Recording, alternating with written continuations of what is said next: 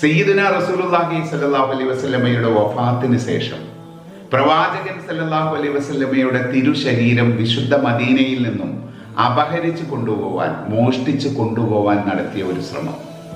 ഹിജ്റ 557 മഹാനായ നൂറുദ്ദീൻ സിങ്കി റഹ്മത്തുള്ളാഹി അലൈഹിയുടെ ഭരണകാലത്താണ് ഇങ്ങനൊരു സംഭവം ഉണ്ടാകുന്നത്. 2 ചെറുപ്പക്കാർ വിശുദ്ധ മദീനയിൽ വന്ന് താമസിച്ച് പ്രവാചകൻ സല്ലല്ലാഹു അലൈഹി വസല്ലമയുടെ തിരുശരീരം നിൽക്കുന്ന സ്ഥലം വരെ ഭൂമിയുടെ അടിയിലൂടെ തുരന്ന് ആ തിരുശരീരത്തിന്റെ അടുത്ത് വരെ എത്തിയ സംഭവം.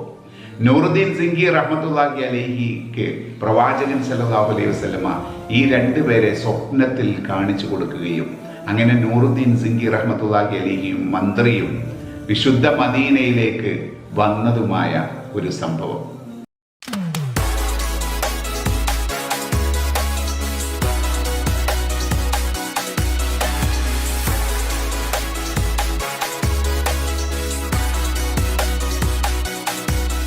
അതെ, വഫാത്തിന് ശേഷം പ്രവാചകൻ സല്ലല്ലാഹു അലൈഹി വസല്ലമയുടെ തിരുശരീരം അപഹരിക്കുവാൻ ശ്രമം നടന്നിരുന്നു.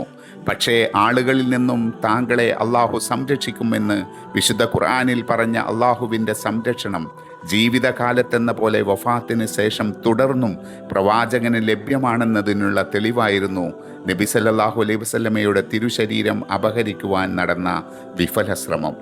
ഖുലഫാഉർ റാഷിദുകൾക്കും ഉമർ ബിൻ അബ്ദുൽ അസീസിനും ശേഷം ഇസ്ലാമിക ചരിത്രത്തിൽ ഏറ്റവും നല്ല ഭരണാധികാരി എന്ന് വിശേഷിപ്പിച്ച നൂറുദ്ദീൻ സിങ്കി റഹ്മത്തുള്ളാഹി അലൈഹിയുടെ ഭരണകാലത്ത് ഹിജ്റ 557 ഒരു സംഭവമുണ്ടായി.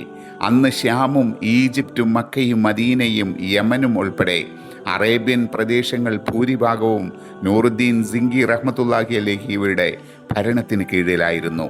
നൂറുദ്ദീൻ സിങ്കി റഹ്മത്തുള്ളാഹി അലൈഹി തുടർച്ചയായി 3 പ്രാവശ്യം പ്രവാചകൻ സല്ലല്ലാഹു അലൈഹി വസല്ലമയെ സ്വപ്നം കണ്ടു. സ്വപ്നത്തിൽ തവിട്ട് നിറമുള്ള 2 പേരെ ചൂണ്ടിക്കാണിച്ച് ഇവരുടെ ശല്യത്തിൽ നിന്നും എന്നെ മോചിപ്പിക്കണമെന്ന് 3 പ്രാവശ്യവും സിങ്കിയോട് പ്രവാചകൻ സല്ലല്ലാഹു അലൈഹി വസല്ലമ ആവശ്യപ്പെട്ടു. സുബിഹിക്ക് മുമ്പ് തന്നെ മന്ത്രിയെ വിളിച്ച് നൂറുദ്ദീൻ സിങ്കി രാജാവ് ഇക്കാര്യം അറിയിച്ചു. വിശുദ്ധ മദീനയിൽ എന്തോ സംഭവിക്കുന്നുണ്ട് എന്നും അങ്ങ് അത് തടയണമെന്നുമാണ് സ്വപ്നത്തിൻ്റെ സൂചനയെന്ന് മന്ത്രി അഭിപ്രായപ്പെട്ടു. ഉടനെ മദീന യാത്രയ്ക്ക് വേണ്ട സജ്ജീകരണങ്ങൾ ഒരുക്കി രാജാവും മന്ത്രിയും പരിവാരങ്ങളും 100 കണക്കിന് ഒട്ടകങ്ങളിൽ ഭക്ഷ്യവസ്തുക്കളും മറ്റുമായി മദീനയിലേക്ക് പുറപ്പെട്ടു. മദീനയിൽ എത്തി പ്രവാചകൻ സല്ലല്ലാഹു അലൈഹി വസല്ലമയെ സിയാറത്ത് ചെയ്തതിന് ശേഷം രാജാവും മന്ത്രിയും എന്ത് ചെയ്യണമെന്ന് ആലോചിച്ചു. നബി സല്ലല്ലാഹു അലൈഹി വസല്ലമ സ്വപ്നത്തിൽ കാണിച്ചു തന്ന 2 പേരെ കണ്ടാൽ അങ്ങേക്ക് തിരിച്ചറിയുവാൻ സാധിക്കുമോ എന്ന് മന്ത്രി ചോദിച്ചു. അതെ എന്ന് രാജാവ് മറുപടി പറഞ്ഞു. തുടർന്ന് മദീനക്കാർക്ക് ഒന്നടങ്കം പണവും ഭക്ഷ്യവസ്തുക്കളും മറ്റും വിതരണം ചെയ്യുവാൻ രാജാവ് ഉദ്ദേശിക്കുന്നുണ്ടെന്നും ആരും ഒഴിവാകരുതെന്നും വിളംബരം ചെയ്യപ്പെട്ടു.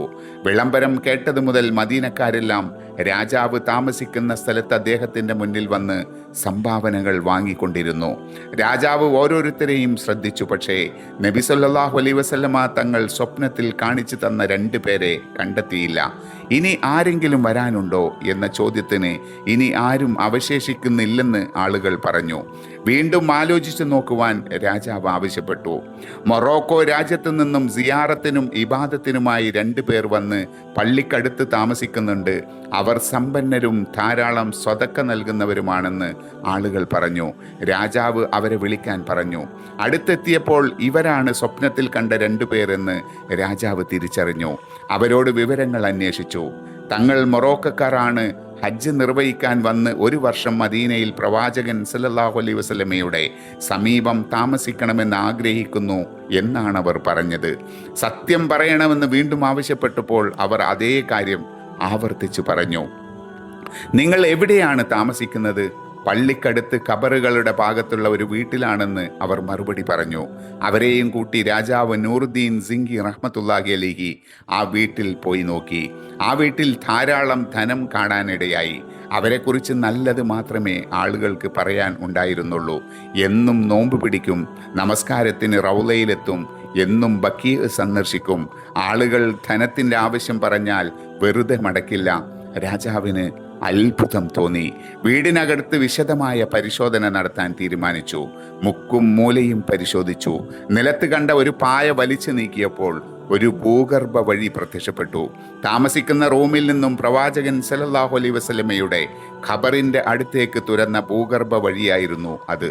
അതോടെ രണ്ടുപേരെയും പിടികൂടി പ്രഹരിച്ചപ്പോൾ അവർ സത്യം പറഞ്ഞു, ഞങ്ങൾ ക്രിസ്ത്യാനികളാണ്.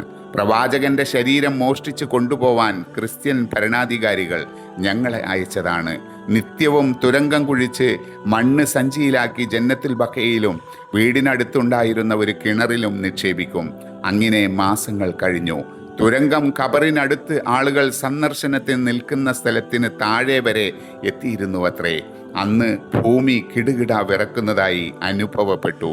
അടുത്ത ദിവസമാണ് രാജാവിൻ്റെ ആഗമനമുണ്ടായത്. ഈ ദൗത്യ നിർവഹണത്തിന് അള്ളാഹു തന്നെ നിയോഗിച്ചതിലുള്ള സന്തോഷത്താൽ രാജാവ് നൂറുദ്ദീൻ സിംഗി റഹ്മത്തുള്ളാഹി അലിഹി കരഞ്ഞു പോയത്രേ. രണ്ടുപേരുടെയും തലവെട്ടാൻ അദ്ദേഹം ഉത്തരവിട്ടു. പിന്നീട് ഖബറുകൾ സ്ഥിതി ചെയ്യുന്ന കെട്ടിടത്തിന് ചുറ്റും വെള്ളം കാണുന്നത് വരെ ആഴത്തിൽ കുഴിച്ച് നടുഭാഗം ഒഴിവാക്കി ഇരുഭാഗത്തും കല്ലുകൊണ്ട് പടുത്ത് മധ്യത്തിൽ ഈയം ഒരുക്കി ഒഴിച്ച് നിറക്കുവാൻ അദ്ദേഹം ഉത്തരവിട്ടു. അത് കഴിഞ്ഞ് അദ്ദേഹം ഷാമിലേക്ക് തിരിച്ചുപോയി. നൂറുദ്ദീൻ സിംഗി രാജാവ് ധനം വിതരണം ചെയ്യാനിരുന്ന സ്ഥലം ദാറുൽ ലിയാഫ അതിഥി ഭവനം എന്ന പേരിൽ പള്ളിയുടെ വടക്ക് ഭാഗത്ത് ഉണ്ടായിരുന്നു അത്രേ. രണ്ടാം സൗദി വികസനത്തിൽ ഈ ഭാഗം പള്ളിയിൽ ഉൾപ്പെട്ടു. അന്ന് ഈയം ഒരുക്കിയിരുന്ന സ്ഥലം ബാബുസലാമിന് മുന്നിൽ സക്കീഫ തുർറുസാസ് ഈയപ്പന്തൽ എന്ന നാമത്തിൽ അറിയപ്പെട്ടിരുന്നു.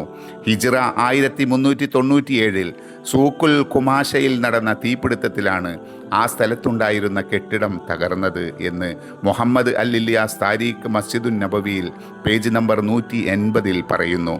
രാജാവിൻ്റെ കൂടെ ഉണ്ടായിരുന്ന മന്ത്രി ജമാലുദ്ദീൻ മൗസിലി എന്ന ജവാദുൽ ഇസ്ഫഹാനായിരുന്നു എന്ന് പറയപ്പെടുന്നു.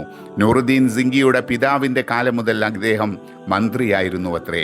മദീന പട്ടണത്തിൻ്റെ ചുറ്റുമതിൽ നിർമ്മിച്ചത്, ഖബറുകൾ സ്ഥിതി ചെയ്യുന്ന കെട്ടിടത്തിൻ്റെ ബാഹ്യ ചുമരിൽ മാർബിൾ പതിച്ചത്, മദീന നിവാസികൾക്ക് ഭക്ഷ്യവസ്തുക്കളും മറ്റും അയച്ചുകൊണ്ടിരുന്നത്, അറഫയിൽ ജലം ലഭ്യമാക്കിയത്, മസ്ജിദുൽ ഖൈഫ് പുനർനിർമ്മാണം തുടങ്ങി ഒട്ടേറെ സൽപ്രവർത്തികൾ ഈ മന്ത്രിയുടെ കാലത്താണത്രേ നടന്നത്. നൂറുദ്ദീൻ സിംഗി റഹ്മത്തുള്ളാഹി അലിയെ കുറിച്ച് നമ്മൾ കൂടുതൽ അറിയേണ്ട, പഠിക്കേണ്ട ഒരു മഹാനായ നീതിമാനായ ഭരണാധികാരിയാണ്. നേരത്തെ ഞാൻ ഈ ചരിത്ര വഴിയിൽ പറഞ്ഞ പോലെ നൂറുദ്ദീൻ സിംഗി റഹ്മത്തുള്ളാഹി അലിഹിയാണ് കുരിശ് സൈന്യത്തിനെതിരെ വലിയ പടയോട്ടം നയിച്ചു. അദ്ദേഹത്തിൻ്റെ വലിയൊരു സ്വപ്നമായിരുന്നു മസ്ജിദുൽ അഖ്സ കീഴടക്കുക, ബൈത്തുൽ മുഖദ്ദസ് കീഴടക്കുക എന്നത്. അദ്ദേഹം വഫാത്തിന് മുമ്പ് തന്നെ, വഫാത്താകുന്നതിന് മുമ്പ് ബൈത്തുൽ മുഖദ്ദസിൽ വെക്കാൻ വേണ്ടി ഒരു മിമ്പർ ഉണ്ടാക്കുകയുണ്ടായി.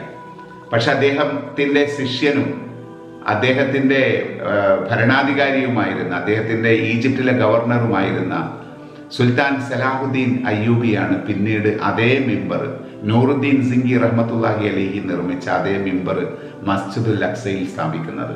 ഏതാണെങ്കിലും നൂറുദ്ദീൻ സിംഗി റഹ്മത്തുള്ളാഹി അലൈഹിയുടെ പടയോട്ടത്തെക്കുറിച്ച്, അദ്ദേഹത്തെ ചരിത്രത്വം ഒരു വീഡിയോയിലൂടെ വേറെ പറയേണ്ടതുണ്ട് എന്ന് ഞാൻ മനസ്സിലാക്കുന്നു. കാരണം അത്രയും മഹാനായ ഒരു നല്ല നീതിമാനായ ഭരണാധികാരിയായിരുന്നു നൂറുദ്ദീൻ സിംഗി. അദ്ദേഹത്തിൻ്റെ ചരിത്രം നമുക്ക് മറ്റൊരു വീഡിയോയിലൂടെ പ്രതിപാദിക്കാം.